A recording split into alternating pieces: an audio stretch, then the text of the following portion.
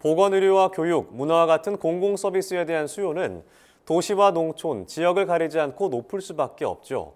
그래서 정부는 관련법을 제정해 농어촌 지역의 공공서비스 기준을 관리하고 있는데요.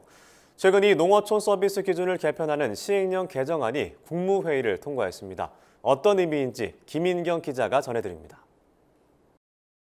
정부가 농어촌 서비스 기준을 만들어 운영한 건 2011년부터입니다. 농어업인 삶의 질 향상 및 농어촌 지역 개발 촉진에 관한 특별법, 줄여서 농어업인 삶의 질법을 제정하면서부터입니다. 도시에 비해 상대적으로 부족할 수 있는 농촌에 최소한의 인프라를 구축하고 농어민 삶의 질을 높이기 위해 관련 법까지 만든 겁니다. 법 시행령에는 농어촌 서비스 기준이 명시돼 있습니다.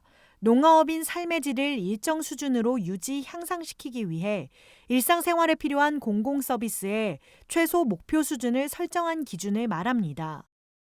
쉽게 말해 농어촌 주민이 일상생활을 유지하는데 기본적으로 이 정도는 필요하다 싶은 항목들을 정해놓은 기준이라고 보면 됩니다. 농림축산식품부는 15일 농어업인 삶의 질법 시행령 일부 개정안이 국무회의를 통과했다고 밝혔습니다. 개정안의 주요 내용은 농어촌 서비스 기준이 4대 부문 19개 항목으로 개편되는 겁니다. 부문은 크게 보건, 의료, 복지, 교육, 문화, 정주, 여건, 경제활동 4가지로 나뉘고 세부 항목에는 도서관과 체육시설, 생활 폐기물 등 3개 항목이 신설됩니다. 읍면 지역에도 공공도서관과 생활체육시설, 쓰레기를 처리할 수 있는 장소와 설비가 기본적으로 갖춰져 있어야 한다는 의미입니다. 아울러 일부 항목에는 시간 접근성 개념 목표치가 생깁니다. 예컨대 초등학교, 중학교 도서관은 10분 이내로, 체육시설은 30분 안에 접근이 가능해야 한다는 겁니다.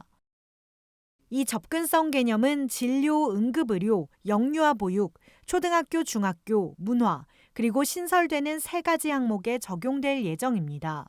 항목별 시간은 시행령 공포 이후 농식품부 고시를 통해 정립할 방침입니다. 읍면 중에서 80% 이상이 이제 영유아 보육교육 시설이 있어야 된다는 의미로 이제 기준을 정했었거든요. 개수의 개념으로 했었죠. 근데 이제는 시간의 접근성 있더라도 너무 멀면 안 되잖아요. 예를 들면 차량을 이용해서 20분 안에 보육교육 시설을 이용할 수 있다 하는 시간 기준으로 바꿨다는 겁니다.